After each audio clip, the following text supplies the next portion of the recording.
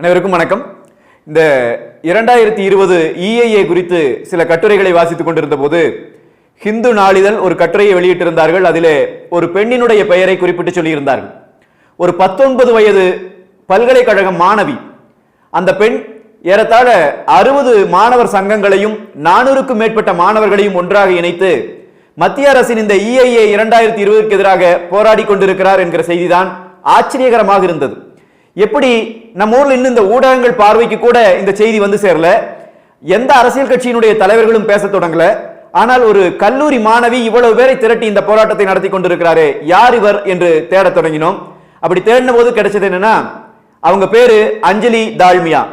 அவங்க பூனேல இருக்கிற அசோகா பல்கலைக்கழகத்திலே சுற்றுச்சூழலியல் படித்துக் கொண்டிருக்கிற ஒரு மாணவி. இந்த அசோகா பல்கலைக்கழகத்தினுடைய சுற்றுச்சூழல் துறை அமைச்சராகவும் அவர் இருந்து கொண்டிருக்கிறார். அதே போல ப்ராஜெக்ட் அமரா என்று சொல்லி பெண்கள் மாதவிடாய் காலத்திலே பயன்படுத்துகிற சானிட்டரி நாப்கின்களால் உருவாகிற சுற்றுச்சூழல் மாசு குறித்தான விழிப்புணர்வை ஏற்படுத்துவதும் அவற்றிற்கு மாற்றாக பயோடிகிரேடபிள் என்று சொல்கிற மக்கி போகிற நாப்கின்கள் குறித்தான விழிப்புணர்வை ஏற்படுத்துவதற்கான பரப்புரையாளராக சுற்றுச்சூழல் ஆர்வலராக செயல்பட்டு கொண்டிருக்கிற அஞ்சலி தால்மியா அவர்களை நாம் தொடர்பெடுத்தோம். அவங்க கிட்ட இதை பத்தி கேட்டோம். ஒரு நேர்காணல் நமக்கு கொடுக்க முடியுமா என்று கேட்டோம். அவங்க நமக்கு ஒரு நேர்காணலை கொடுத்திருக்கிறாங்க. அதுல இந்த EIA 2020 இதற்கு எதிராக என்ன வகையான போராட்டங்கள் நடந்து கொண்டிருக்கிறது, இதை எதிர்த்து எப்படி போராடுவது, ஒரு மாணவரோ அல்லது ஒரு சாதாரண நாட்டின் குடிமகனோ இதற்கு எதிராக தங்களுடைய கருத்தை எப்படி பதிய வைக்க முடியும் என்கிற செய்திகளை அவர்கள் இன்றைக்கு நம்மோடு பகிர்ந்திருக்கிறார்கள். இந்த நேர்காணலை முழுமையா பாருங்க. கடைசி நொடி வரைக்கும் என்ன செய்ய வேண்டும் இதற்கு எதிராக என்பதை மிக தெளிவாக பேசியிருக்கிறார் அஞ்சலி தால்மியா அவர்கள். அவங்க அரசுக்கு எந்தெந்த இணையதளங்கள் மின்னஞ்சல்கள் மூலமாக நம்முடைய கருத்துக்களை அனுப்ப முடியும் என்பதை சொன்னாங்களோ அதையும் நம்மளுடைய டிஸ்கிரிப்ஷன்ல கொடுத்திருக்கிறோம். அதையும் நீங்கள் பார்க்கலாம். இந்த நேர்காணலை முழுமையாக பாருங்கள். ஒரு மாணவி பல ஆசிரியர்களுக்கு பாடம் எடுப்பதை நீங்கள் உணர முடியும். Hello Anjali, welcome to Pioneer YouTube channel. First of all, I want to thank you for agreeing to share your precious time with us. A few days ago, I read an article in the Hindu Daily. They mentioned your name as a students leader, and you are organizing nearly about 60 plus students union and 400 plus students to protest against this EIA 2020. I was so surprised, and now I am so happy to have you here.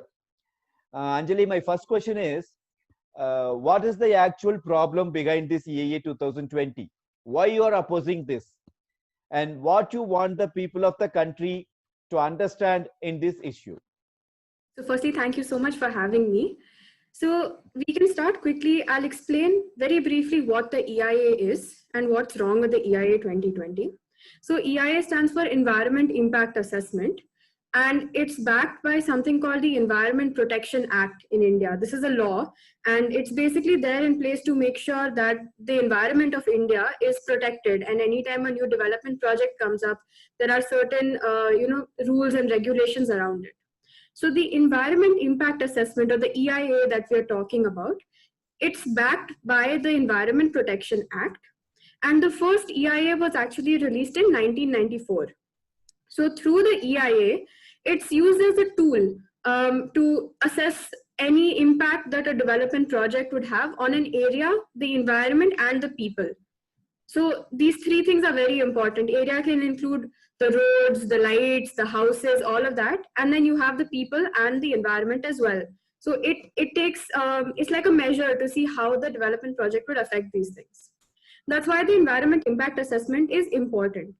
Also, another part of the environment impact assessment, which is very important, is that it gives the opportunity for people to actually look at a project that is being presented and then state, what are their concerns, what are their suggestions. They can understand the different aspects of the project itself. So an EIA is very important for it's a very important democratic tool in our country. It's one of the only parts of our law, of our constitution, which has public consultation actually. So this is the EIA. Like I said, it's been there since 1996. Last time the EIA was revised in 2006. And when it was revised in 2006, it was actually a lot of these rules in the EIA were diluted. So a lot of them were changed to make it easier for businesses and industries to set up with fewer consultation, fewer public. Anjali, can you point out some of the classes which you think are diluting the environmental law in 2006 EIA? So the EIA 2006, some of the issues there were that the rules were relaxed. The different rules for the industries to set up in places, those were relaxed. So fewer environmental clearances were required. The time frame for a lot of things was shortened. Also, season-wise, there were some issues with like where an industry can set up. So these are the basics of the kind of dilutions that happened in the 2006 EIA, but it was still okay compared to the 2020 EIA. So actually in 2005, there were a lot of protests against the 2006 EIA that was come out. Okay. The thing is that a lot of them at that time, there wasn't so much online mobilization. So people didn't really get to know about these different protests. It was more on-ground protests. And despite all of the protests, the ministry still went ahead and actually released the 2006 EIA draft. Now in 2020, what they have, again, they're reviewing the draft. So what they did in 2020 is that actually just a few days before the lockdown started, they released this draft. Firstly, that is an issue because this draft should have a public hearing, and you can't do a public hearing if people are in lockdown. So that firstly violates something very basic about the environment impact assessment. Secondly, what they did is that they diluted the laws even further on the name of economic revival.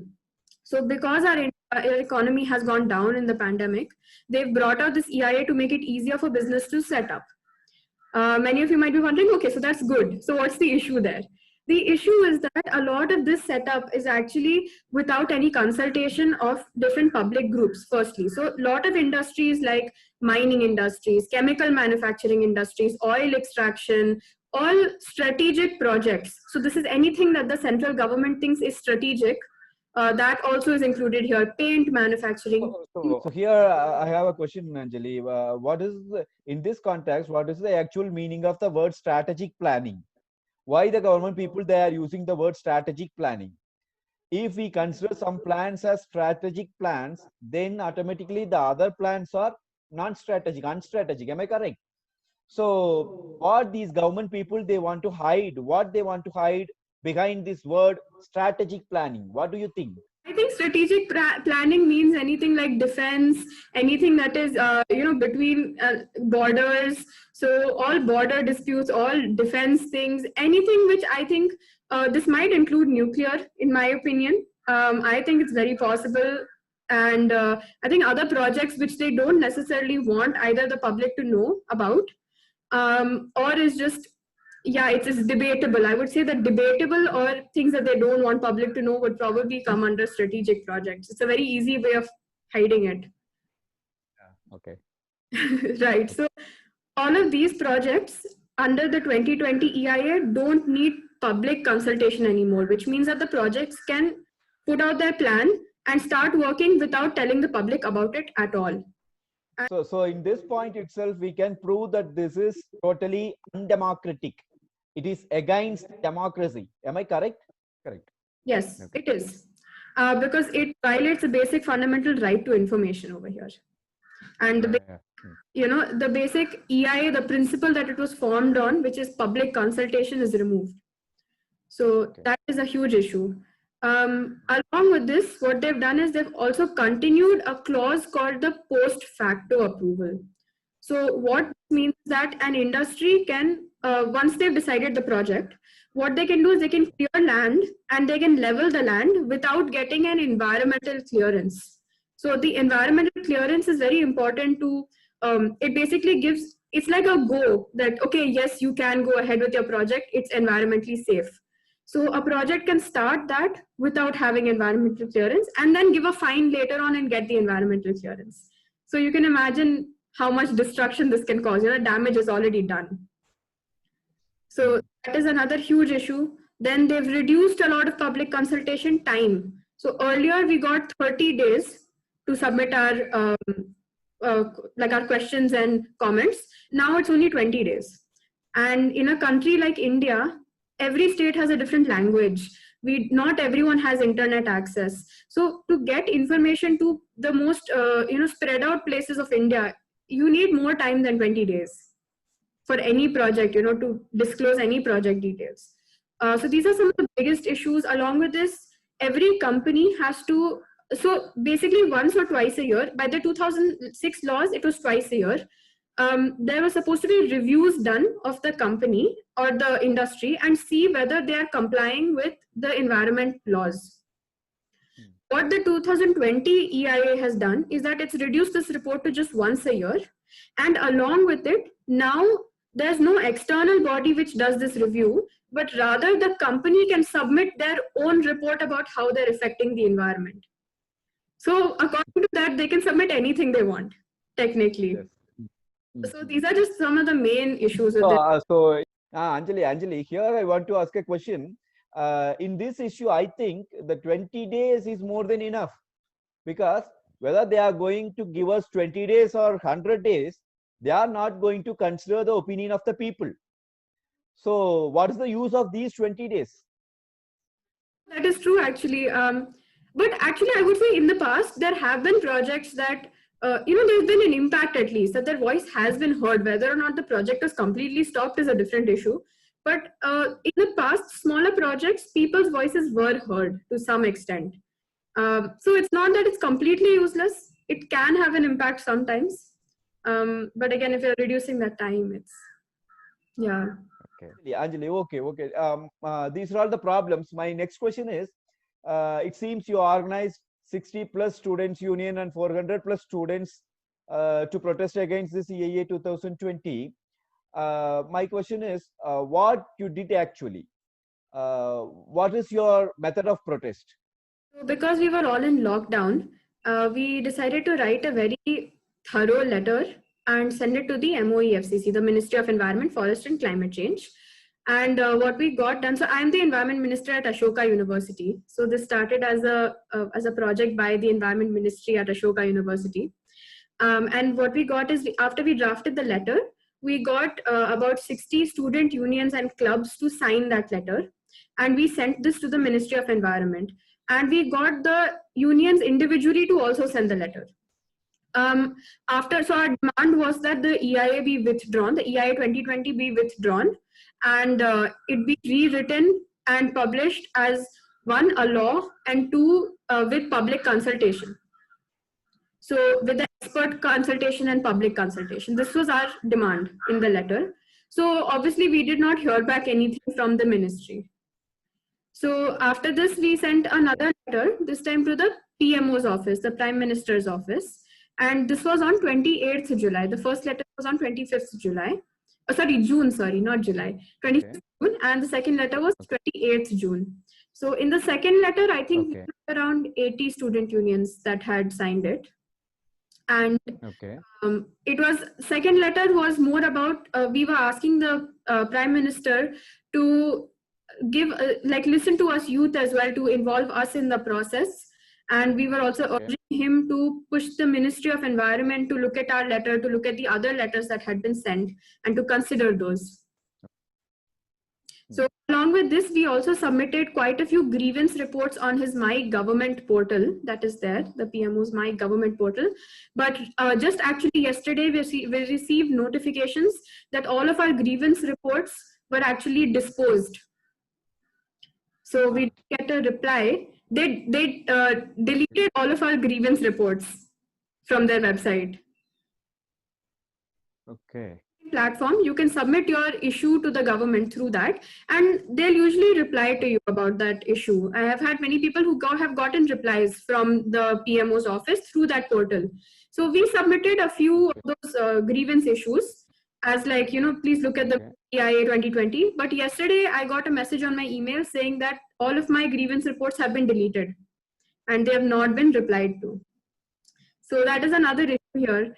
So this is the work that we had done until 28th June. So Anjali, in this way only, government people, they are reacting in this issue.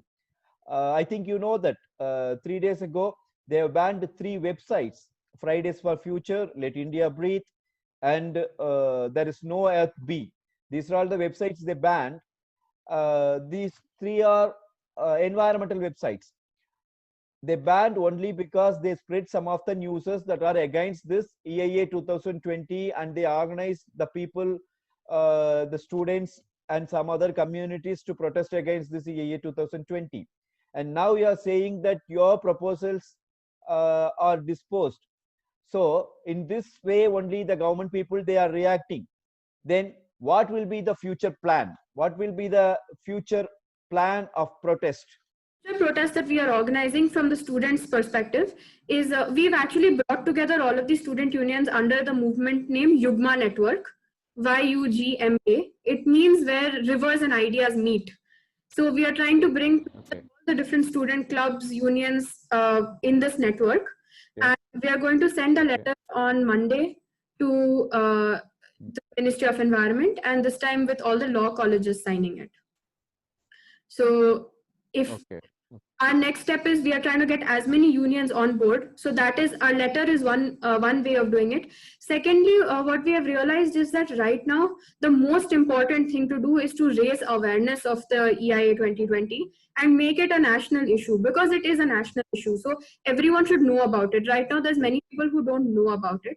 So a lot of our work, what we're doing now with all of our students, is we're collecting information about all the regional environmental issues and translating that into regional languages, and then circulating that everywhere. So this is the other big thing that we're doing. And thirdly, we're doing a lot of tweet storms. We are planning something on ground. Let's see if we will go ahead with it or not. It depends on the corona situation. But there are other groups who are doing on-ground protests also. And apart from this, we're creating a lot of videos and regional content that can be shared right now. So this is the next steps of the protest from the student side, at least. Okay, Anjali, what do you think that the people of the country to do against this EIA 2020? How they can react? A normal citizen, an ordinary citizen, how he or she can react in this issue? What will be your suggestion? So I have a few suggestions. One is everyone should definitely read up about it. Whether you agree for it to be withdrawn or not is a different issue, but you should know what it is. So please go and read about it. If you do a simple search EIA 2020 India, you will get a lot of information on it. So please read it, understand it, and if you do disagree with it, please talk to others about it and tell them what the issues are. There are a lot of good videos. You can watch this one, for example. We explain the details of what is in the EIA 2020. So share this video, share other videos that have been created. And you can translate, if you speak a regional language, translate it and send it to 10 more people. Talk to 10 other people about this issue. I would say that is the best thing you can do. And I would say for students, I would really urge you that one, do contact us if you are a student club or a union and you want to help us to send more letters as protest against the EIA. Or if you know other people, like if you can help us with regional issues and translations or anything of that sort. So if you're a student, that is wonderful. You can also, again, if you're a student, do good research and then talk to elders about it. You can definitely do that. You have access to Instagram and Facebook and YouTube. So make posters and stories and upload those. So Anjali, I think we have time till August 11. So we have another 15 or 20 days more. So in this short period of time, is it possible for us to organize the political parties, the students organizations, the environmental groups, and some other organizations of the country under one roof? Is it possible for us? Do you have any plan to do that? I would say this process has already started. So there are many groups, actually. I am part of a few, where all the big environmental organizations of India have come together against this. And the hashtag that is being, like, the demand and the hashtag is withdraw EIA 2020. So it is becoming a national movement already. We are also sending some letters to different MLAs and MPs. This is also ongoing. So we are trying to get the support of political parties also. And there is also work being done on getting farmers and fishermen folk and everyone on board on this movement. But I would like to clarify one thing, which is 11th August is when we are allowed to give our suggestions as public. However, the law is only passed on 11th December. So for protests, we actually have more time than just 11th August. So we should rally everyone till 11th August, definitely, and send all of our emails for, protest against it. And after that, we can continue raising awareness and building the movement very strong so that if it is passed on 11th December, we can take legal action. Anjali, thank you so much. This interview, it turned to be a perfect one. And thank you so much for agreeing to share your precious time with us. It's very happy to have you here, Anjali. Thank you so much. Keep going. Thank you.